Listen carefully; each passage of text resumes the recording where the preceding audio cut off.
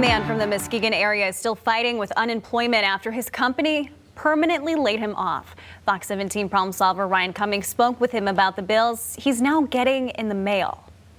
They didn't actually say it, but it would have turned out the same way. They was going to permanently lay me off. Danny Maturin spent more than 30 years of his life working for Johnston Boiler in Ferrysburg. He started in sheet metal and ended up in the final assembly, testing the boilers before they left the factory. I kept telling him that all his loyalty was for nothing. And he kept saying, no, they wouldn't do this to me. They wouldn't do this to me. And now here we are, $6,100 in debt, and they did do it to us.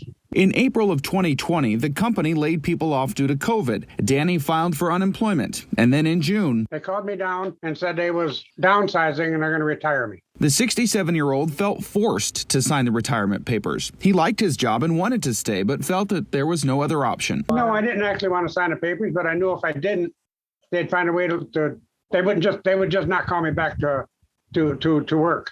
They'd just let me laid off. After I emailed the president of the company, he told me that Danny had been permanently laid off along with several other associates due to the pandemic, and that if he applied for unemployment after the severance period, the company would not contest it. After he collected for a few months last year, Danny got this bill, basically saying he was not supposed to get paid. Now the UIA is asking for $6,000 to be returned. They want me to pay back from the 16th of June through the end of July. Danny tells me he did not get his first severance check until August, meaning that he should have been qualified for unemployment benefits until that time. It finally ran out in December, so he tried reinstating his unemployment claim. That was denied too, and the couple could never get any answers as to why. And I can go all day long and never get anybody, or they'll say, we have a whole bunch of phone calls, blah, blah, blah, blah, please call back later.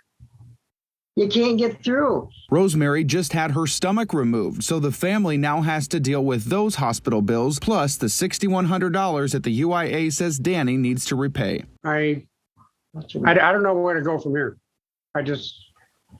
I'm kind of at my wit's end. For Fox 17 Problem Solvers, I'm Ryan Cummings. Danny says he'll soon have to look for a part-time job. We did reach out to the UIA about this story, and the agency is now looking into his claim. And whether it's unemployment or another issue you need help looking into, you can call the Problem Solvers at the number on your screen or send an email to problemsolvers@fox17online.com.